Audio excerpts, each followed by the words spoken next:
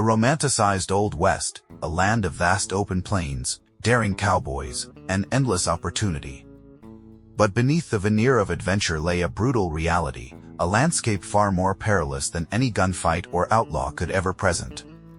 This was a world where an invisible enemy lurked in every shadow, a silent killer more prolific than any bullet, disease. The very air, the water, the crowded settlements, and the arduous journeys were rife with hidden dangers, scourges that turned the promise of a new life into a grim, agonizing death. Forget the Hollywood shootouts. The true terror of the frontier was often slow, agonizing, and inescapable, claiming lives with a relentless efficiency that dwarfed all other threats combined. Imagine a time when a simple cough could herald a death sentence, when a fever meant a desperate struggle against an unknown foe, and when medicine was often as dangerous as the ailment itself. This was the dark underbelly of manifest destiny, where pioneers, prospectors, and settlers faced an array of deadly contagions for which there was no cure, only suffering and often, a lonely grave. We're about to peel back the layers of myth and reveal the true horrors that lurked in the bodies and environments of the Old West. Cholera. The very name strikes fear, even today, but in the 19th century, it was a terrifying specter that swept across continents, leaving desolation in its wake. For those heading west, the journey itself was a cholera incubation chamber. Wagon trains, steamboats, and nascent settlements, often lacking basic sanitation, became breeding grounds. The disease struck with horrifying speed and intensity. A person could be healthy in the morning and dead by nightfall. Its symptoms were grotesque: violent vomiting, explosive diarrhea leading to severe dehydration, sunken eyes, a shriveled appearance, and a terrifying blue-gray pallor. Victims would often pass away in a state of shock, their bodies convulsing, their minds lucid enough to understand their imminent, agonizing end. Entire wagon trains were decimated, their routes littered with makeshift graves. Cities like St. Louis and New Orleans, major hubs for westward expansion, were hit repeatedly by devastating epidemics, paralyzing commerce and societal function. The fear of cholera was so profound that it often led to panic, abandonment, and social breakdown, revealing the fragile veneer of civilization on the frontier. Then there was smallpox, a disease so ancient and devastating that its legacy of terror predated the Old West by millennia, yet it found fertile ground in the burgeoning frontier. Unlike cholera's swift, sudden strike, smallpox was a creeping horror, disfiguring survivors and claiming countless lives. Its signature rash, starting as red spots and progressing to pus-filled blisters, covered the entire body, including the mouth and throat, making eating and breathing torturous. The fever, the excruciating pain, and the overwhelming fatigue were just preludes to the potential blindness, disfigurement, and ultimately, death that awaited many. For Native American populations, who had no natural immunity, smallpox was nothing short of apocalyptic. Introduced by European contact, wave after wave of the disease swept through tribes, wiping out entire villages, shattering cultural continuity, and leaving a demographic void that fundamentally altered the course of history in the West. The Mandan tribe, for example, was virtually annihilated by the smallpox epidemic of 1837, reduced from thousands to a mere handful within months. This was not just a disease, it was a weapon of mass destruction, albeit an unintentional one, that devastated indigenous communities and paved the way for white settlement on an unimaginable scale. Typhoid fever, often dubbed camp fever or intestinal fever, was another pervasive killer, less dramatic in its onset than cholera or smallpox, but equally insidious. It was a disease born of poor hygiene, contaminated water sources, and inadequate sewage systems, conditions that were regrettably commonplace across the frontier. Settlers digging shallow wells, prospectors panning in rivers shared with human waste, soldiers living in crowded, unsanitary encampments, all were vulnerable. The symptoms began subtly: headache, malaise, a slow-rising fever, often accompanied by a distinctive rash known as rose spots. But as the disease progressed, it would escalate to delirium, severe abdominal pain, internal hemorrhaging, and perforations of the intestines, leading to a slow, agonizing demise. Recovery was often prolonged and uncertain, leaving survivors weakened and susceptible to other ailments. The story of countless pioneers pushing westward is also the story of them burying loved ones along the trail, victims of a sickness that turned their very environment into a death trap. Every cup of water, every meal prepared in haste, carried a hidden risk of typhoid, a constant, unseen threat to survival. Tuberculosis, or consumption as it was commonly known, was the silent plague of the 19th century, a slow, wasting disease that touched virtually every family. While often associated with the crowded cities of the East, it followed settlers westward, thriving in close quarters and poor ventilation. Unlike the acute, sudden killers, consumption was a protracted ordeal. It would slowly eat away at the lungs, causing persistent coughs, night sweats, fever, chest pain, and a gradual emaciation that left victims looking like ghosts of their former selves. Hope was a luxury few could afford, as there was no effective treatment.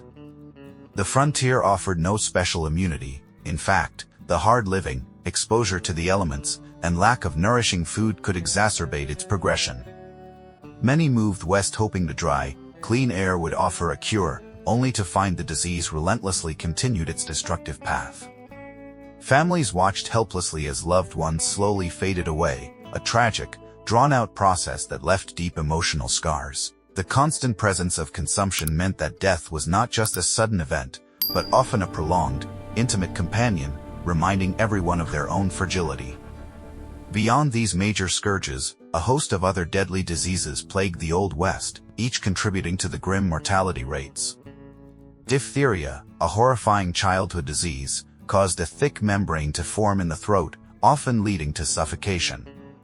Parents watched in terror as their children struggled for breath, unable to do anything but pray. Measles and scarlet fever, though often dismissed as mere childhood illnesses today, were deadly threats on the frontier, especially when complicated by pneumonia or other infections in weakened bodies. Their spread through close-knit communities, particularly schools and orphanages, was swift and devastating. Even conditions we now consider easily treatable were fatal. Dysentery, or the bloody flux, was a common companion of inadequate sanitation and contaminated food and water. It caused severe abdominal cramps, fever, and debilitating diarrhea, often bloody, leading to rapid dehydration and death, particularly among children. Cholera's milder cousin, perhaps, but no less lethal in the absence of intravenous fluids or antibiotics. Scurvy, often overlooked, was a significant killer, especially among prospectors, sailors, and others with limited access to fresh fruits and vegetables. Characterized by bleeding gums, loose teeth, extreme fatigue, and internal hemorrhaging, it was a slow, agonizing breakdown of the body, yet entirely preventable with a simple vitamin C intake. And let us not forget the more intimate dangers.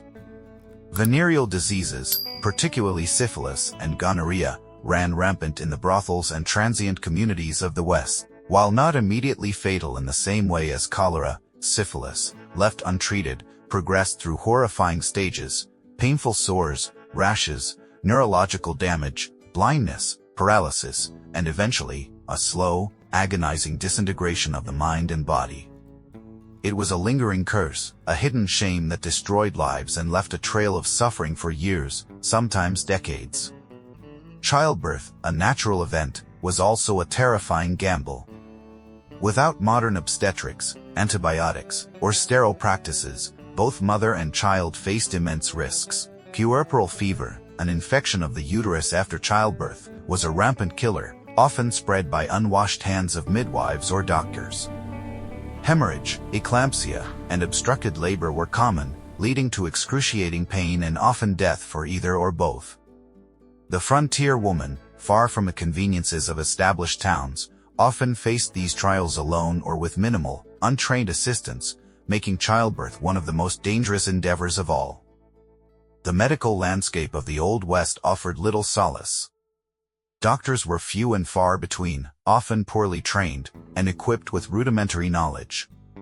Their treatments were frequently ineffective, sometimes outright dangerous: bloodletting, purgatives, harsh emetics, and concoctions of dubious efficacy.